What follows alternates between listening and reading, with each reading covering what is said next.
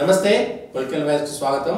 వారం వారం జాతీయ అంతర్జాతీయ విశేషాలపైన విశ్లేషణ చేసుకునేటువంటి కార్యక్రమానికి స్వాగతం. మనతో పాటు కందాడే పార్సాది గారు, సీనియర్ జర్నలిస్టు, రాజకీయ విశ్లేషకులు సిద్ధంగా ఉన్నారు. సార్ నమస్తే. నమస్కారం. బంగ్లాదేశ్ అది ఒక ఉడవని ముచ్చటైపోతుంది, రోజు రోజుకు దిగజారిపోతున్నట్టుగా కనబడుతుంది. మనం ఏ వారం మాట్లాడుకున్నా బంగ్లాదేశ్ కు సంబంధించి షేక్ హసీనాను బయటికి పంపించిన రోజు నుంచి ఈ రోజు దాకా మరింతగా దిగజారిపోయి అసలు బంగ్లాదేశ్ అనేటువంటిది ఒక దేశమా, వాళ్ళు మనుషులేనా అనే విధంగా చర్చ జరుగుతున్నది. అసలు ఆ బంగ్లాదేశ్కి సంబంధించి ఆగుతుందా, పాకిస్తాన్ కంటే హీనంగా తయారైపోతుందా? ఇప్పుడు బంగ్లాదేశ్లో ప్రస్తుత తాజా పరిస్థితి, అక్కడ దేశం కూడా రెండు భాగాలుగా, అంటే మనుషులు కూడా రెండు వర్గాలుగా విడిపోయినట్లు మనకు కనిపిస్తుంది. ఒకటేమో ఈ జమాతే ఇస్లామీ నేతృత్వంలో ఒక ప్రధానమైన వర్గం, గతంలో పాకిస్తాన్కు మద్దతు ఇచ్చిన వర్గం. ఆ రోజు పాకిస్తాన్ నుంచి స్వాతంత్రం తీసుకునే సమయంలో బంగ్లాదేశ్లోని ప్రజల మీద విపరీతమైన అరాచకాలు సృష్టించి నానా యాగి చేసిన జమాతే ఇస్లామీకి మద్దతు తెలుపుతూ ఒక పూర్తి స్థాయిలో ఒక వర్గం ఈరోజు బంగ్లాదేశ్ని నియంత్రణలోకి తీసుకునే ప్రయత్నం. పూర్తి మతోన్మాదం. ఈ నియంత్రణ తమ చేతుల్లోకి తీసుకోవాలని ప్రయత్నిస్తున్న ఈ అతివాదులు ఎవరైతే ఉన్నారో, ఇస్లామిక్ అతివాదులు ఎవరైతే ఉన్నారో, వీళ్ళని నియంత్రించడంలో ఒకానొక సందర్భంలో ప్రపంచ శాంతి, అంటే నోబుల్ శాంతి బహుమతి తీసుకున్న మహమ్మద్ యూనస్ పూర్తిగా వైఫల్యం చెందారనేది ఈరోజు స్పష్టం. బంగ్లాదేశ్ వైఫల్యం చెందాడు అనేది ఈరోజు స్పష్టం. ఈ రోజు బంగ్లాదేశ్ లో రాజకీయ ప్రక్రియ పునఃప్రారంభించాలన్న చర్చలు జరుగుతున్న వేళ ఈ బిఎన్పి, అవామీ లీగ్, ఇవి రెండు ప్రధాన రాజకీయ పక్షాలు ఏవైతే ఉన్నాయో, ఈ అవామీ లీగ్ ని తప్పించి బిఎన్పిని మాత్రమే పోటీలో ఉంచేలా చూడాలనే ప్రయత్నం కూడా అక్కడ ఉన్న స్థానికంగా ఉన్న రాజకీయవేత్తలు, ప్రజాస్వామ్యవాదులు అంగీకరించలేదు. ఇది చేస్తే తప్పు అవుతుంది. ఒకవేళ అవామీ లీగ్ మీద ప్రజల్లో నిజంగా ఇది ఉంటే, వ్యతిరేకత ఉంటే బిఎన్పి గెలుస్తుంది. అందువల్ల అవామీ లీగ్ ని ఇక్కడి నుంచి బహిష్కరించాలని అనుకోకూడదు అనేది అక్కడ జరుగుతున్న వాదన. ఈ వాదనల నేపథ్యంలో జమాతే ఇస్లామీ నేతృత్వంలోని అతివాదులు ఎవరైతే ఉన్నారో వాళ్ళు అక్కడ గట్టిగా మహమ్మద్ యూనిస్ ప్రభుత్వం మీద ఒత్తిడి తీసుకొచ్చే ప్రయత్నం చేస్తున్నారు. అసలు రాజకీయ ప్రక్రియనే పక్కన పెట్టేసేయాలి, అవసరం లేదన్న స్థితిలో, ఇది ఇస్లామిక్ దేశంగా దీన్ని మార్చాలన్న స్థితిలో జరుగుతోంది. ఆ జరుగుతున్న క్రమంలో హిందువుల మీద తీవ్ర స్థాయిలో వీళ్ళు విరుచుకుపడుతున్నారు, దాడులు చేస్తున్నారు. ఎన్నో అరాచకాలు ఈరోజు బయట ప్రపంచానికి తెలిసి వస్తున్నాయి. బయట ప్రపంచం కూడా వీటిని ఖండిస్తోంది. ఏ ఉద్దేశంతో అయితే షేక్ హసీనాని తప్పించి ఇక్కడ పెట్టారో ఆ ఉద్దేశం ఇప్పుడు నెరవేరేలా కనిపించడం లేదు. ఎవరైతే దాన్ని భారతదేశానికి వ్యతిరేకంగా కొంత ఇరిటెంట్ గా తయారు చేసి భారతదేశాన్ని బెదిరించాలనుకున్నారో, అది ఈరోజు పూర్తిగా భారత్ వ్యతిరేక దేశంగా బంగ్లాదేశ్ ని తయారు చేసే దిశగా సాగిపోయింది. ప్రజాస్వామ్యాన్ని పక్కన పెట్టే దిశగా సాగిపోయింది. ఇప్పుడు ఇక్కడ పరిస్థితులు దిగజారిపోయాయి. ఇస్కాన్ మాజీ సన్యాసి చిన్మయ ప్రభుని అరెస్ట్ చేసినప్పుడే పరిస్థితులు పూర్తిగా దిగజారిపోయాయి అనేది మనకు అర్థమవుతోంది. ఆయన తరపున వాదిస్తున్న లాయర్ని హత్య చేయడానికి ప్రయత్నించినప్పుడే అక్కడ పరిస్థితులు కంట్రోల్లో లేవనే విషయం కూడా పూర్తిగా అర్థమవుతోంది. ఈ నేపథ్యంలో బంగ్లాదేశ్ ఆర్మీ తాను టర్కీ నుంచి కొనుగోలు చేసిన కిల్లర్ డ్రోన్లలో 12 డ్రోన్లలో 6 డ్రోన్లని భారత్ సరిహద్దుల వెంబడి మోహరించారు. మరి ఎందుకు మోహరించారు ఈ కిల్లర్ డ్రోన్లని భారత్ సరిహద్దు వెంబడి అని అంటే, దానికి బంగ్లాదేశ్ చెప్పిన సమాధానం ఏంటంటే, ఈ బంగ్లాదేశ్ నుంచి భారత్ కు ఏదైతే పారిపోవడం జరుగుతుందో రాజకీయ నాయకులు వీళ్ళు వాళ్ళు ఉన్నారు, దాన్నంతా అరికట్టడానికి, బంగ్లాదేశ్ భారత్ సరిహద్దుల్లో ఆందోళనలు, ఇలా రహస్యంగా దేశం విడిచిపోవడం, వీటిని అరికట్టడానికి బంగ్లాదేశ్ రక్షణకే మేము ఈ చర్యలు తీసుకుంటున్నామని చెప్తున్నప్పటికీ భారత్ నుంచి బంగ్లాదేశ్ లోని వారికి ఆయుధాలు కానీ లేదా ఇతరత్ర మద్దతు అందకుండా చూడడానికి ఇది చేస్తున్నారన్న వాదన కూడా ఉంది. అంటే ఒక రకంగా షేక్ హసీనా నేతృత్వంలో మంచి మిత్ర దేశాలుగా పేరు గడించిన ఈ రెండు దేశాలు ఈ రోజు ఒకళ్ళనొకళ్ళు నమ్మలేని పరిస్థితుల్లో బద్ధ శత్రువులుగా తయారయ్యే. దీనికి కారణం ఎవరు? దీనికి కారణం అక్కడ ఏదైతే ఈ గవర్నమెంట్ ట్రాన్సిషన్ జరిగిందో ఆ ట్రాన్సిషన్ జరిగినప్పుడు కావాలని భారత్ వ్యతిరేక వాదాన్ని తీసుకొచ్చి రెచ్చగొట్టిన వాళ్ళే దీనికి కారణం. ఆ రెచ్చగొట్టిన వాళ్ళల్లో మహమ్మద్ యూనిస్ ప్రముఖుడు. భారత్ ని ఇరుకుని పెట్టాలన్నది వీళ్ళ ప్రయత్నం. అయితే ఇది ఇరుకుని పెట్టడం ఒక ఎత్తు అయితే ఈరోజు బంగ్లాదేశ్ మరో పాకిస్తాన్ గా మారుతోంది. అక్కడ మైనారిటీలు అనే వాళ్ళు ఎవరు కూడా లేకుండా చేయాలని చూస్తోంది అనేది ఇంకొక అక్కడ పరిస్థితి మనకు అర్థమవుతోంది. అయితే ఇంత జరుగుతున్నా కూడా అక్కడ 2-3 ప్రయత్నాలు జరుగుతున్నాయి. ఒకటి, ప్రజాస్వామ్య పునరుద్ధరణలో అన్ని పార్టీలకి భాగస్వామ్యం ఉండాలనే ప్రయత్నం ఒకటి, అది ఇంతవరకు పూర్తిగా తేరలేదు. రెండవది, బంగ్లాదేశ్ ఆర్మీ చీఫ్, భారతదేశ ఆర్మీ చీఫ్లు ఇద్దరు మాట్లాడుకోవడం జరుగుతోంది. వాళ్ళిద్దరూ, ఎందుకంటే బంగ్లాదేశ్ ఆర్మీ చీఫ్ భారత్కి మంచి అనుకూలు అనే పేరుంది, వాళ్ళిద్దరూ ఒక రకమైన అవగాహనతో నడుస్తున్నారనే వాదన కూడా ఇక్కడ బంగ్లాదేశ్ లేవనెత్తుతోంది. కానీ వాళ్ళిద్దరూ ఒక రకమైన అండర్స్టాండింగ్తో ఉండడం. మూడవది, రేపు 9వ తారీఖు డిసెంబర్ 9, రేపు సోమవారం, మన భారతదేశ ఫారిన్ సెక్రటరీ మిస్రీ బంగ్లాదేశ్కు వెళ్ళి, బంగ్లాదేశ్ ఇప్పుడు తాత్కాలిక ఫారిన్ సెక్రటరీ ఎవరైతే హమీదుల్లా ఉన్నాడో హమీదుల్లాతో ఒక రోజంతా సమావేశం కానున్నారు. సో ఇది మొట్టమొదటిసారి భారతదేశం నుండి ఒక హై లెవెల్ విదేశాంగ శాఖ అధికారి అక్కడ హై లెవెల్ విదేశాంగ శాఖ అధికారితో సమావేశం కావడం ప్రత్యక్షంగా ఈ మొత్తం 4-5 నెలల ఉద్రిక్తుల తర్వాత. సో వీళ్ళిద్దరూ ఏం మాట్లాడుకుంటారు అన్నది ఇప్పుడు ఒక రకమైన చర్చ. ఈ మధ్య కాలంలో బంగ్లాదేశ్ కు వ్యతిరేకంగా భారతదేశంలో వరుసగా ఆందోళనలు జరుగుతున్న నేపథ్యంలో త్రిపుర రాజధానిలో ఏదైతే బంగ్లాదేశ్ హై కమిషన్ ఉందో దాని మీద దాడి చేశారన్న ఆరోపణలు వచ్చాయి. సరే, భారత రాయబారి పవన్ వర్మని పిలిపించి వాళ్ళు తమ ప్రొటెస్ట్ ని తెలియజేశారు. అదే సందర్భంలో కలకత్తాలో ఉన్న బంగ్లాదేశ్ హై కమిషన్ ముందు జరిగిన ప్రదర్శనల నేపథ్యంలో బంగ్లాదేశ్ హై కమిషన్ ఎవరైతే అసిస్టెంట్ హై కమిషనర్ ఉన్నాడో అతన్ని బంగ్లాదేశ్ వెనక్కి పిలిపించుకుంది. సో ఈ వెనక్కి పిలిపించుకుంది, దానికి వాళ్ళు చెబుతున్న కారణం ఏంటంటే రేపు జరగబోయే 9వ తారీఖు చర్చల్లో ఈయన కూడా పాల్గొంటాడు కాబట్టి వెనక్కి వచ్చాడు, ఉన్న తాజా పరిస్థితిని మేము తెలుసుకునే ప్రయత్నం చేస్తున్నామని. సో ఒక రకంగా చూస్తే ఈ 5-6 నెలల్లో 2 దేశాల మధ్య తీవ్రమైన డిస్ట్రస్ట్, ఏదైతే అపనమ్మకం ఏర్పడింది, అపనమ్మకం ఎలా తొలగించాలి అన్నది ఇప్పుడు చాలా క్లిష్టమైన సమస్యగా తయారైపోయింది. ఒకవైపు హిందువులలో బంగ్లాదేశ్ మీద పూర్తిగా నమ్మకం పోయింది, ద్వేషం వచ్చేసింది. హిందువులు, భారతీయులు అంటే బంగ్లాదేశ్ లో ఒక వర్గం పూర్తిగా ప్రజల్ని రెచ్చగొట్టేసింది, రోడ్డు మీదకి తీసుకుని వచ్చేసింది. అటువంటి పరిస్థితుల్లో ఈరోజు ఈ 2 దేశాల మధ్య సంబంధాలు తిరిగి సాధారణ స్థాయికి వస్తాయా అనేది ప్రధానమైన అంశం. ఎందుకంటే బంగ్లాదేశ్ ప్రజలు 1971-77 సమయంలో వాళ్ళ స్వాతంత్ర పోరాటానికి భారత్ ఇచ్చిన మద్దతుని మర్చిపోయే ప్రయత్నం ఈరోజు చేస్తున్నారు అక్కడ, లేదా బలవంతంగా మర్చిపోయే రకంగా ఫోటోలు తొలగించడం, విగ్రహాలని తొలగించడం, భారత్ స్మృతి చిహ్నాలని ధ్వంసం చేయడం, ఈ దేవాలయాల మీద దాడి చేయడం, ఇది జరుగుతుంది, ఇది బలవంతంగా జరుగుతుంది. మరి దీని మొత్తానికి అక్కడ ప్రజలు మద్దతు ఇస్తున్నారా లేదా, ఆ మద్దతు ఇచ్చే ప్రజల శాతం ఎంత, ఇవన్నీ గందరగోళంగా ఉన్నాయి. సో ఈ గందరగోళంగా ఉన్న పరిస్థితుల్లో రేపు 9వ తారీఖు భారత విదేశాంగ శాఖ కార్యదర్శి అక్కడికి నేరుగా ఢాకా వెళ్ళబోతున్నారు. ఢాకాలో ప్రత్యక్షంగా ఆయన చర్చల్లో పాల్గొంటారు. విషయాలు ఒకళ్ళనొకళ్ళు పరస్పరం ఈ విషయాలన్నీ చర్చించుకునే అవకాశం ఉంది. ఇంకొక వైపు ఎవరైతే ఈరోజు మహమ్మద్ యూనిస్ కి మద్దతు ఇచ్చి మొత్తానికి కారణమయ్యారో ఆ అడ్మినిస్ట్రేషన్, అమెరికన్ అడ్మినిస్ట్రేషన్ పక్కకు వెళ్ళిపోయే అవకాశం ఉంది. రేపు జనవరి 20 తర్వాత కొత్త అడ్మినిస్ట్రేషన్ వస్తుంది. అది ఎంతవరకు ఈరోజు బంగ్లాదేశ్ కి మద్దతు ఇస్తుంది అనేది ఒక ప్రశ్నార్థకం. ఆ విషయంలో కూడా బంగ్లాదేశ్ లో స్పష్టంగా ఉంది. ఈలోగానే ఈ గందరగోళం అంతా సృష్టించాలనే ప్రయత్నం ఏదైతే ఉందో ఆ ప్రయత్నం ఎంతవరకు సఫలమవుతుంది అనేది వేచి చూడాలి.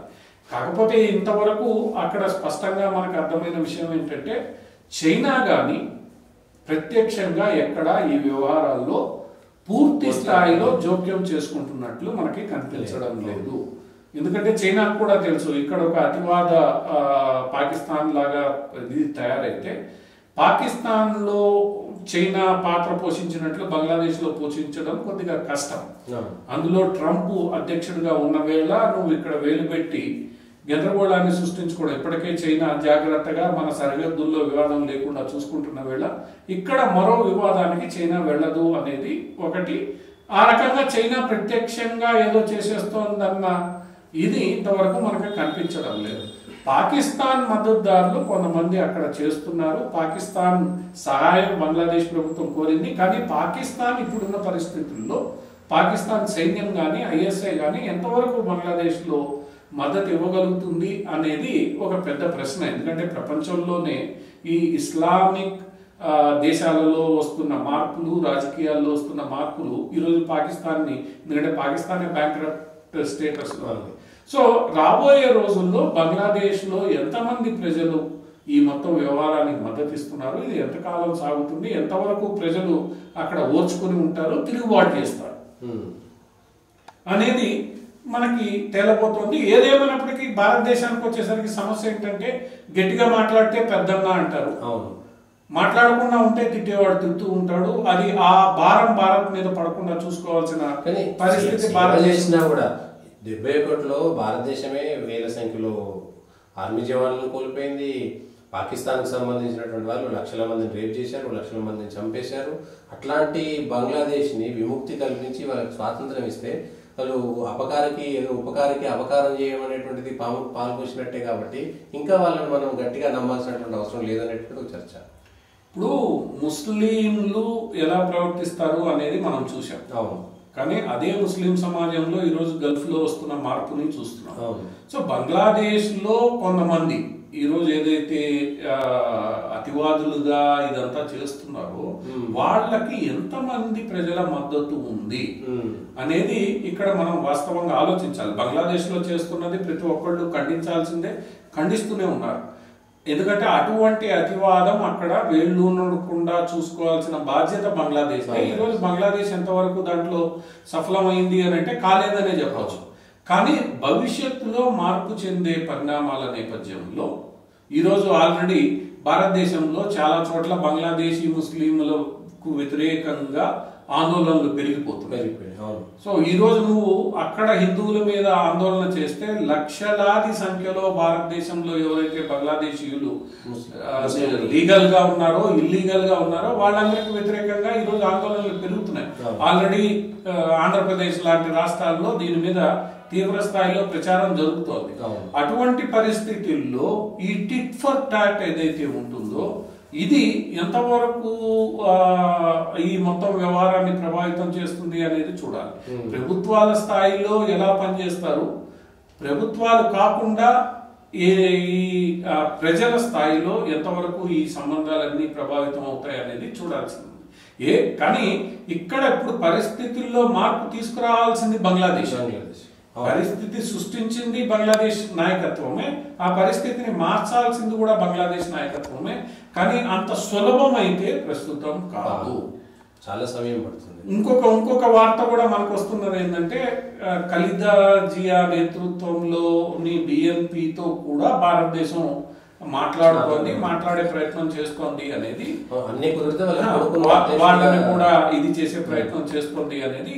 సో ఈ మొత్తం వ్యవహారం ప్రస్తుతానికి కొంత ఫ్లూయిడ్ గా ఉన్నప్పటికీ రాబోయే రోజుల్లో ఎలాంటి టర్న్ తీసుకుంటుంది ఇంకొక 2-3 నెలలు పట్టచ్చు, 4-5 నెలలు. ఎందుకంటే అమెరికా పాత్ర తేలాల్సి ఉంది, అది ఎట్లా మార్పు సంభవిస్తుంది. కాబట్టి భారతదేశం తీసుకోబోయే చర్యలు ఎలా ఉండబోతున్నాయి అన్నది కూడా చూడాలి. రెండోది జైషే మహమ్మద్ నాయకుడు ఈ విషయం మీద స్పందించాడని వార్తలు వచ్చిన నేపథ్యంలో పాకిస్తాన్ కు భారత్ గట్టి హెచ్చరికలు చేసింది.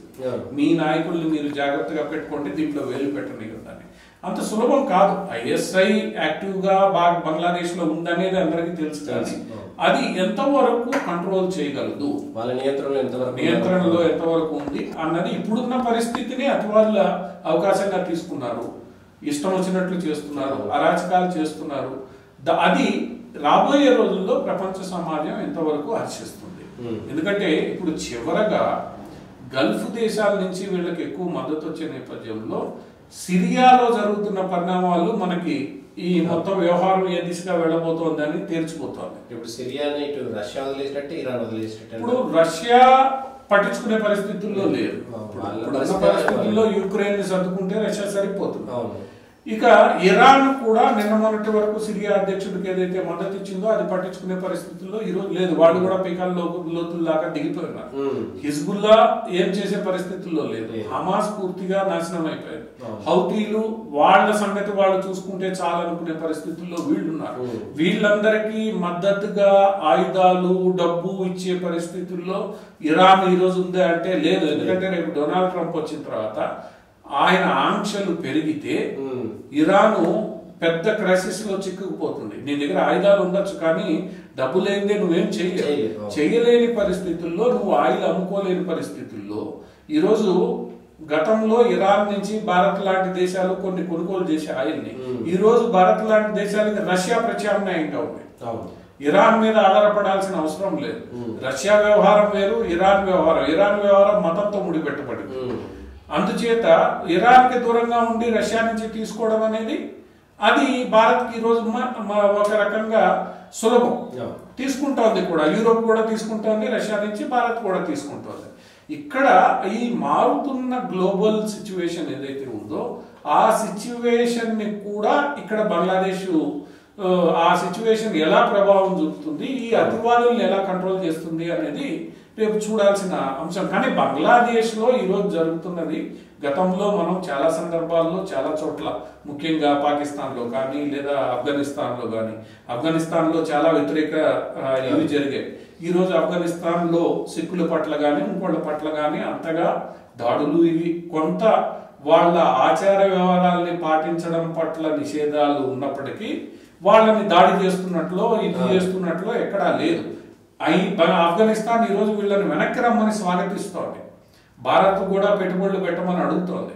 ఈ నేపథ్యంలో బంగ్లాదేశ్ లో ఈ అతివాదం ఎంతవరకు సాగుతుంది, ఈ అతివాదులు చేస్తున్న దుష్ప్రచారం కూడా ఎంతవరకు నిలుస్తుంది. ఎందుకంటే చరిత్ర వాస్తవాలు చెప్తుంది. ఆ వాస్తవాలకు అనుగుణంగా ప్రజలు నడుస్తూ వచ్చారు. అది ఈ రోజు కొంత ఎటువంటి టర్న్ తీసుకుంటుంది అనేది, హసీనా కూడా కొన్ని తప్పులు చేసి ఉండొచ్చు అక్కడ. ఆ తప్పులు ఎంతవరకు ఈ పరిస్థితిని మారుస్తాయి, ఎంతవరకు వీళ్ళకు ఉపయోగపడతాయి, ఎంతవరకు వాళ్ళు సరి చేసుకోగలరు అన్నది మనం చూడాల్సిన అవసరం ఉంది. రాబోయే 2-3 నెలల్లో నాకు తెలిసి ఈ మొత్తం పరిస్థితి మీద క్లారిటీ వస్తుంది. సిరియాలో ఇప్పుడు అంతర్యుద్ధం అనుకోవచ్చా? సిరియాకు సంబంధించి రిబెల్స్ అనేటువంటి వాళ్ళు ఐసిస్ ఉగ్రవాదుల చేతికి వెళ్తారా అనేటువంటి ఒక భయం కూడా ఉంది. అది కుర్దు లేకపోతే వీళ్ళది అనుకోవచ్చా, సియా సున్నీలకు కూడా అనుకోవచ్చా? సిరియాలో అంతర్యుద్ధం ఏమైందిగా మనం చూడొచ్చు అంటారు. ఇప్పుడు సిరియాలో రకరకాల ఫ్యాక్షన్స్ ఉన్నాయి. షియా సున్నీలే కాదు, కుర్దులు ఉన్నారు, మిగతా తెగలు కూడా ఉన్నాయి, ట్రైబల్స్ ఉన్నారు, వీళ్ళందరూ ఉన్నారు. సో ప్రధానంగా షియా సున్నీ కుర్దులు ఈ 3 తెగలకు సంబంధించి అక్కడ గొడవ నడుస్తుంది. ఆ గొడవ ఐసిస్ ప్రవేశం తర్వాత ఒక రకంగా అది చాలా పెద్దదిగా తయారైంది. ఈ 3 తెగలు ఐసిస్ కి వ్యతిరేకంగా నిలబడ్డాయి. ఎందుకంటే ఐసిస్ వీళ్ళ ముగ్గురిని తినివేయడానికి సిద్ధంగా ఉండింది. ఐసిస్ పాటిస్తున్న హింసాత్మక విధానాలు ఏవైతే ఉన్నాయో వీళ్ళందరినీ అణచివేయడానికి చేసిన ప్రయత్నాలు, వాళ్ళు ఉపయోగించిన పద్ధతులు ఉన్నాయో అది ప్రపంచం అంగీకరించలేదు, వీళ్ళు అంగీకరించలేదు. సో అందరూ కలిసి ఫస్ట్ ప్రధాన శత్రువు ఐసిస్ అనుకుని ఐసిస్ ని పక్కన పెట్టారు. పక్కన పెట్టిన తర్వాత కొంత రష్యా మద్దతుతో సిరియా సాధారణ స్థితికి వచ్చింది అన్న ఒక ఇది అభిప్రాయం అందరిలోనూ ఉంది. అయితే హమాస్ ఇజ్రాయెల్ మీద దాడి చేసిన నేపథ్యంలో పరిస్థితుల్లో ఒక్కసారిగా మార్పు వచ్చింది. ఇక్కడ 2 సంఘటనలు, హమాస్ ఇజ్రాయెల్ మధ్య జరుగుతున్న వారు, యుక్రెయిన్ రష్యాల మధ్య జరుగుతున్న యుద్ధాల నేపథ్యంలో ఈక్వేషన్స్ లో మార్పు వచ్చాయి. రష్యా యుక్రెయిన్ వారిని పక్కన పెడితే ఇజ్రాయెల్ హమాస్ మధ్య జరుగుతున్న వారిలో ఇజ్రాయెల్ కు మద్దతుగా అమెరికా ఇవి నిలిచి 2-3 సంస్థల్ని పూర్తిగా అక్కడ కిందకి తొక్కివేసే ప్రయత్నం జరిగింది. అందులో హమాస్ పూర్తిగా అక్కడ అణిచివేయబడింది. ఈ రెండవది అతిపెద్ద సంస్థ ఏదైతే ఉందో హిజ్బుల్లాని పూర్తిగా వాళ్ళు నడివేలు చేసి దాన్ని యొక్క శక్తిని తీసేసే ప్రయత్నం చేశారు. సో హిజ్బుల్లా కేవలం ఇజ్రాయెల్ వ్యతిరేకంగానే కాకుండా హిజ్బుల్లా తన ప్రభావాన్ని సిరియాలో కూడా చూపించడం ప్రారంభించారు. ఎందుకంటే సిరియాలో అధ్యక్షుడికి అనుకూలంగా ఇరాన్ నేరుగా సైన్యాన్ని పెట్టడమే కాకుండా హిజ్బుల్లా కూడా సిరియాలో పనిచేస్తుంది. ఎక్కడైతే ఇజ్రాయెల్ కారణంగా హిజ్బుల్లా ఇబ్బందుల్లో పడిందో ఒక్కసారిగా సిరియా నుంచి హిజ్బుల్లా వెనక్కి రావాల్సి వచ్చింది. నిన్నగాక మొన్న కూడా ఇజ్రాయెల్ ఎయిర్ ఫోర్స్ విమానాలు సిరియాలో దాడులు చేశాయి హిజ్బుల్లా స్థావరాల మీద. సో హిజ్బుల్లాకి అది ఇబ్బందికరంగా తయారైంది, హిజ్బుల్లా వెనక్కి వచ్చింది. ఇక్కడ హిజ్బుల్లా కొంత బలహీనపడ్డము, ఇరాను ఈ మొత్తం వ్యవహారంలో చేతులు దాల్చుకోవడము, ఈ లోపల డొనాల్డ్ ట్రంప్ రావడంతో ఇరాన్ కూడా కొంత వెనకడుగు వేయాల్సిన పరిస్థితి. సో ఎప్పుడైతే ఇరాన్ వెనకడుగు వేయాల్సిన పరిస్థితి వచ్చిందో, హిజ్బుల్లా బయటకు వచ్చిందో, రష్యా సైన్యం అక్కడి నుంచి సగానికి సగం విత్డ్రా అయి యుక్రెయిన్ వైపు మళ్ళిందో, ఒక్కసారిగా అసద్ యొక్క బలం తగ్గిపోయింది. ఈ తగ్గిపోయిన దాన్ని ఈరోజు అమెరికా అనుకూలంగా ఉపయోగించుకుని, టర్కీని అడ్డం పెట్టుకుని అమెరికా అనుకూలంగా ఉపయోగించుకుని రష్యా ప్రభావం, ఇరాన్ ప్రభావం నుంచి సిరియాని పూర్తిగా బయటికి తీయాలన్న నిర్ణయంతో ఈ రెబల్స్ కి మద్దతు ఇచ్చి, రెబల్స్ కి ఆయుధాలు ఇచ్చి రెబల్స్ ని ఈ రోజు రాజధాని వైపు మళ్లించేలా చేస్తున్నారు. అమెరికా ఉందని చెప్తాం. ఎందుకంటే రష్యా ప్రభావం, ఇరాన్ ప్రభావాన్ని తీసేసిన తర్వాత అమెరికా తన మద్దతు ఇచ్చి అక్కడ తనకు అనుకూలమైన ప్రభుత్వాన్ని ఏర్పాటు చేసుకోవాలన్న నిర్ణయానికి వచ్చింది. ఎందుకంటే లెబనాన్ లో సీజ్ ఫైర్ వచ్చేసింది. సో లెబనాన్ తమ వైపే ఉంది, రష్యాకి మద్దతుగా లేదు, ఇరాన్ కి మద్దతుగా లేదు. సిరియాని మద్దతుగా తీసుకుని రష్యా యొక్క ప్రభావాన్ని అక్కడ తగ్గించాలి, రష్యాని ఓడించాలి. యుక్రెయిన్ లో చెప్పిన మాట రష్యా వినడం లేదు కాబట్టి ఇక్కడ రష్యాని టార్గెట్ గా చేసుకున్నారు. రష్యాకి ఒక రకంగా ఇక్కడ పేరు కూడా వచ్చింది, సిరియాలో శాంతి నెలకొల్పిందని. సో ఇదంతా కూడా ఇంటర్నేషనల్ జియో పాలిటిక్స్ లో భాగంగా ఈ ఇజ్రాయెల్ యుక్రెయిన్ యుద్ధాల నేపథ్యంలో ఎక్కడైతే రష్యా ఇరాన్లు వెనక తగ్గాల్సిన పరిస్థితి వచ్చిందో దాన్ని అమెరికా అడ్వాంటేజ్ గా ఉపయోగించుకుంది. మరి దీనికి టర్కీ ఎందుకు మద్దతు ఇస్తోంది? ఇన్ని రోజులు మద్దతు ఇవ్వని టర్కీ ఎందుకు ఇస్తోంది అంటే అక్కడ రెండు వాదనలు. టర్కీకి ఇక్కడ ఇరాన్ ఉండడం పూర్తిగా ఇష్టం లేదు, అది ఒక ఇది. ఎందుకంటే ఇక్కడ ఉన్న కుర్దు తిరుగుబాటుదారులు టర్కీని ఇబ్బంది పెడుతున్నారు. దాన్ని టర్కీ కూడా కుర్దు తిరుగుబాటుదారుల మీద లక్షల మంది చంపే ప్రయత్నం చేసింది. దాన్ని ఒకటి చేసుకోవాలి. రెండోది, బ్రిక్స్ సభ్యత్వం విషయంలో రష్యా తమకు గట్టిగా మద్దతుగా నిలవడలేదు అన్న ఒక అసహనం టర్కీ బహిరంగంగానే టర్కీ అధ్యక్షుడు వ్యక్తపరిచారు. కాబట్టి సో టర్కీ ఈ రష్యాని దెబ్బతీయాలి. నేను ఇన్ని రోజులు నీకు మద్దతు ఇస్తే నాకు నువ్వు ఇక్కడ మద్దతు ఇవ్వ, సో ఈ రోజు నా మద్దతు సోమరిస్తే నీ పరిస్థితి ఏంది అని రష్యాకు ఒక హెచ్చరిక పంపించాలి. ఎందుకంటే టర్కీ చాలా సందర్భాల్లో ఈ యుక్రెయిన్ యుద్ధ సమయంలో రష్యాకు మద్దతు కూడా నిలిచింది.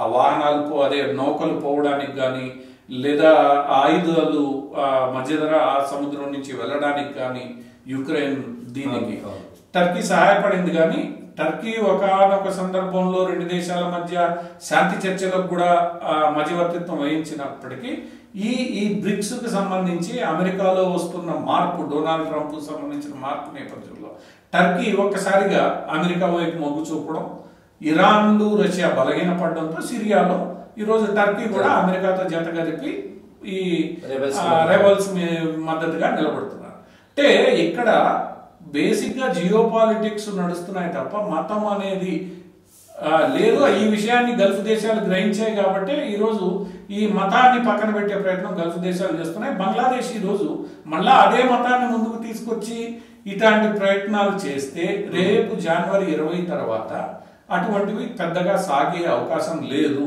అన్నది బంగ్లాదేశ్ కూడా గ్రహించాలి. రాబోయే రోజుల్లో దీని మీద, ఎందుకంటే ఒక్కసారిగా భారత్ మీద దాని ప్రభావం ఏమీ లేదు. మహా అంటే ఇప్పటి వరకు ఏర్పడిన ప్రభావం ఏంటంటే మన అదానీ కంపెనీకి రావాల్సిన డబ్బులు రాలేదు. అంతకు మించి భారత్ తో వచ్చిన పెద్ద ఇబ్బంది లేదు. వాళ్ళు ఇలానే కొనసాగిస్తే టెక్స్టైల్ పరిశ్రమ బయటకు వచ్చే ప్రమాదం ఉంది, అది వాళ్ళకే నష్టం. కాకపోతే మనకి వచ్చిన ప్రధానమైన ఇబ్బంది ఏంటంటే ఆ దేశం అతివాదుల చేతుల్లోకి వెళ్తే అసలే ఇబ్బందిగా ఉన్న నార్త్ ఈస్ట్ కానీ లేదా పశ్చిమ బెంగాల్ కానీ ఇబ్బందుల్లో పడే అవకాశం ఉంటుంది. రెండు వైపులా పూర్తి బద్ధ వ్యతిరేకులు ఉండడం మంచిది కాదు అన్నది ఒక ప్రధానమైన కారణం. ఆ కారణం నిజంగా అటువంటి పరిస్థితి ఏర్పడుతుందా లేదా అన్నది రాబోయే 2-3 నెలల్లో తేలిపోతుంది. ఏదేమైనప్పటికీ కూడా ఈ రేపు 9వ తారీఖు మన విదేశాంగ శాఖ కార్యదర్శి ప్రత్యక్షంగా వెళ్ళడం అనేది ఒక మంచి పరిణామం.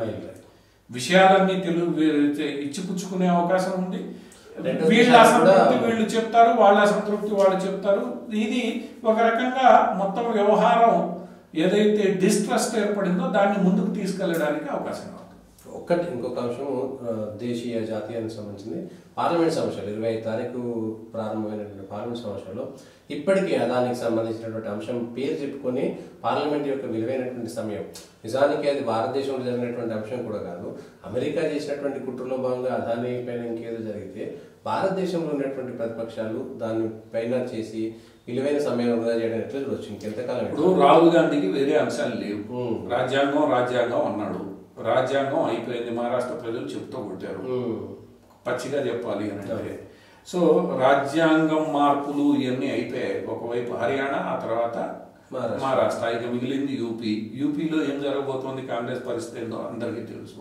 సో ఇటువంటి పరిస్థితుల్లో వీళ్ళకి యాక్చువల్గా ఇక్కడ పెద్ద కుట్ర ఏంటంటే మహారాష్ట్ర ఎన్నికలకు ముందు అదాని అంశాన్ని బయటికి తీసుకురావాలనుకున్న వాళ్ళు ఎందుకో తీసుకురాలేకపోయారు, వైఫల్యం చెందారు. వాళ్ళకి అది కలిసి రాలేదు సమయం.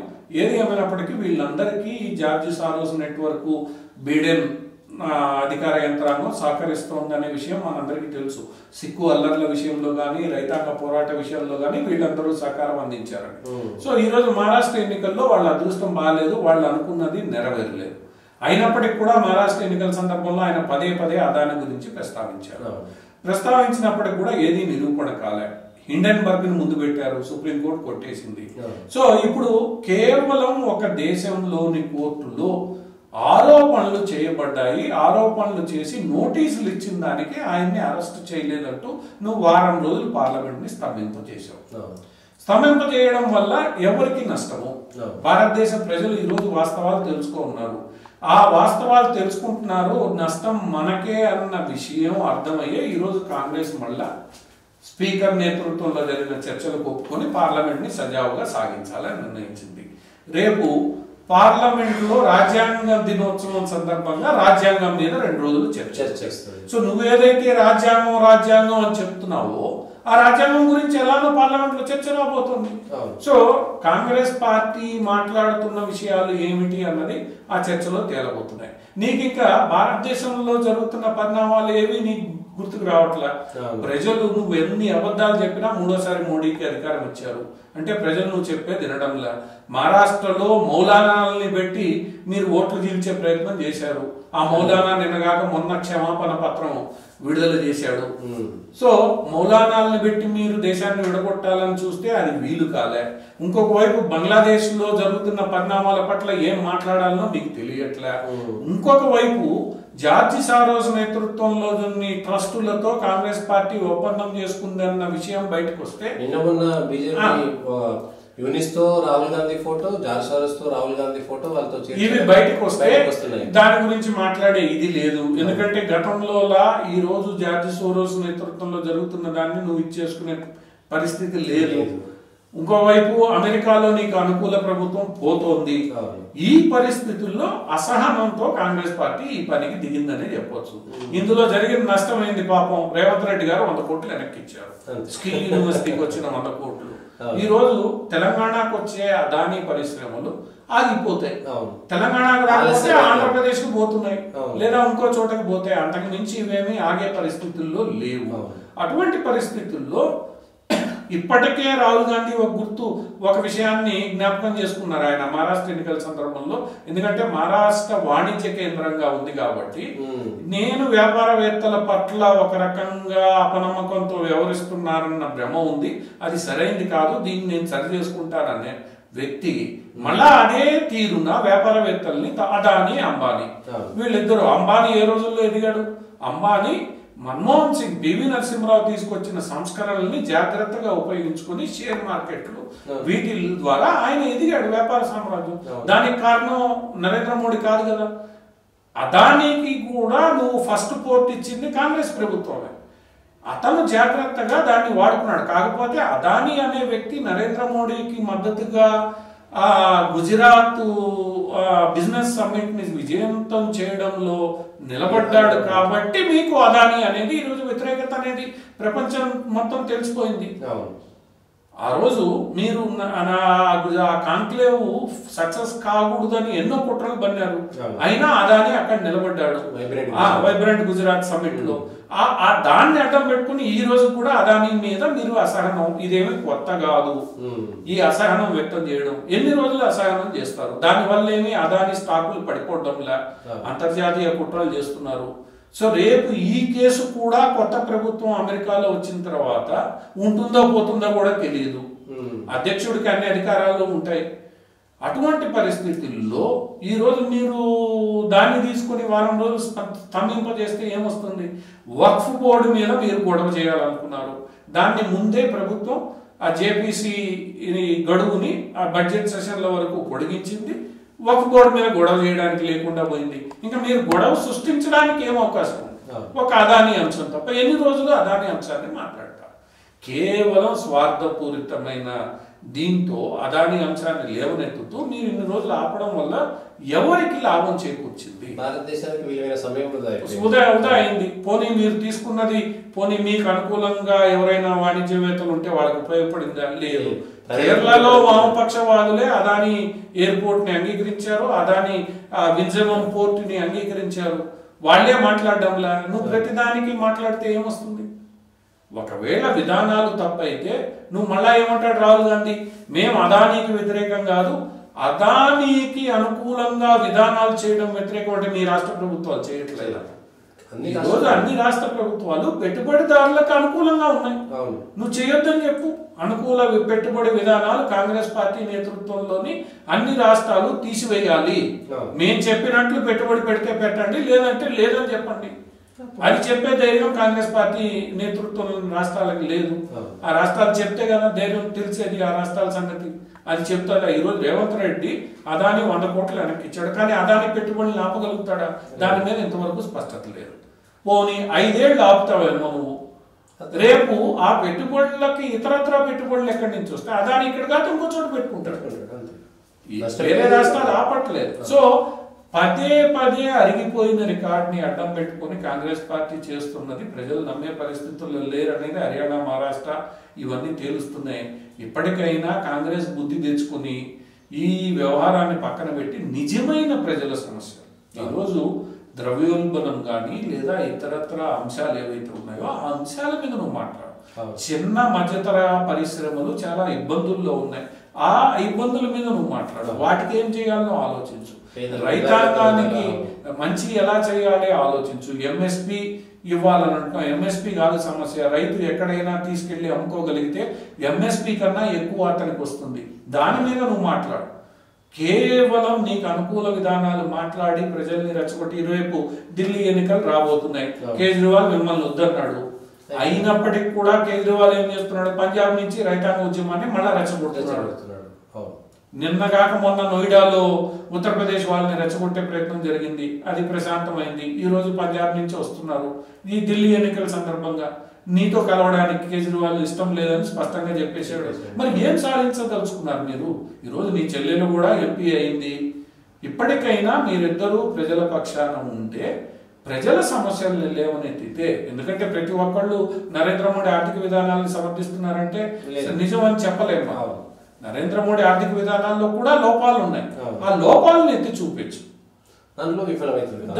జిఎస్టీ ఉంది. జిఎస్టీలో ఇప్పుడు కొత్తగా 28% గ్రూప్ ఒకటి క్రియేట్ చేయమని జిఎస్టీ మండలి, ఆ జిఎస్టీ మండలిలో నీ రాష్ట్రాల ముఖ్యమంత్రులు ఉన్నారు. వాళ్ళకి చెప్పు, చేయొద్దురా బాబు, ట్యాక్స్ తగ్గించాలని చెప్పు. వాళ్ళ మద్దతు లేకుండా 28% ఎక్కడి నుంచి వస్తుంది? సో కాంగ్రెస్ పార్టీ ప్రతిసారి పదే పదే తప్పు చేస్తోంది. ఈ వాటాలు, హామీలు, వీటన్నిటి నేపథ్యంలో ఖర్గే గారు చెంపలేసుకున్నారు మహారాష్ట్ర ఎన్నికల్లో. మీరు హామీలు ఇస్తున్నారు, అవి అమలు కావడంలా బడ్జెట్కి మించి హామీలు ఇవ్వద్దని. తెలంగాణలో పరిస్థితి మనం చూసాం. ఈరోజు వాళ్ళు ఇచ్చిన 6 హామీలు ఏంటి, ఎంతవరకు అమలయ్యాయి చెప్పే పరిస్థితి లేదు. అదేమంటే బీఆర్ఎస్ ప్రభుత్వం నిధులు, బీఆర్ఎస్ ప్రభుత్వం అయిపోయింది, 1 సంవత్సరమే హనీమూను.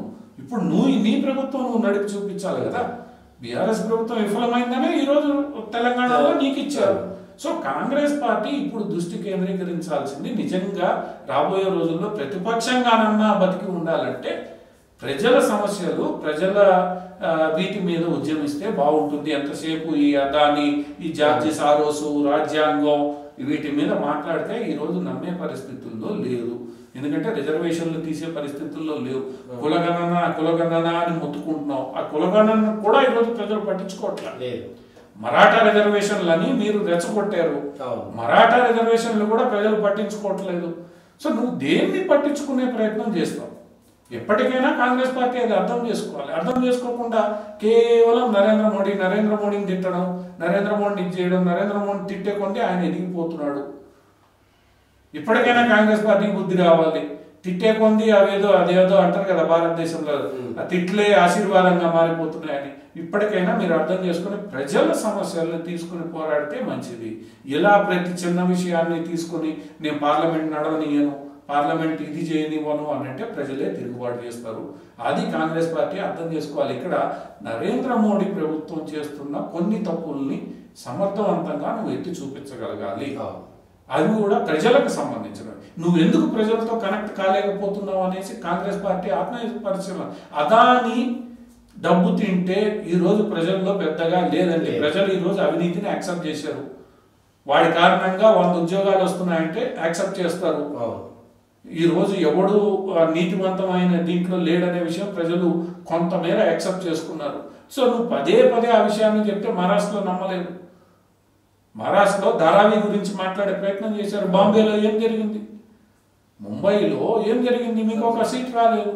అందువల్ల ఏంటంటే ఈరోజు ఈ విషయాల కన్నా కూడా నిజమైన సమస్యల గురించి కాంగ్రెస్ పార్టీ నాయకులు ఇద్దరు అన్నా చెల్లెలు పట్టించుకుంటే బాగుంటుంది. లేదంటే ఎన్ని రోజులు ఆఫ్ చేస్తారు మీరు?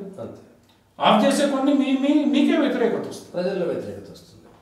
ఎందుకంటే బీజేపీకి అడ్వాంటేజ్, కాంగ్రెస్ పార్టీ నడవట్లేదు, నడవనీయట్లేదు, ఏ పని చేయనివ్వట్లేదు అని రోడ్డు మీద చేరి మీకన్నా గట్టిగా ప్రచారం చేయగలరు వాళ్ళు.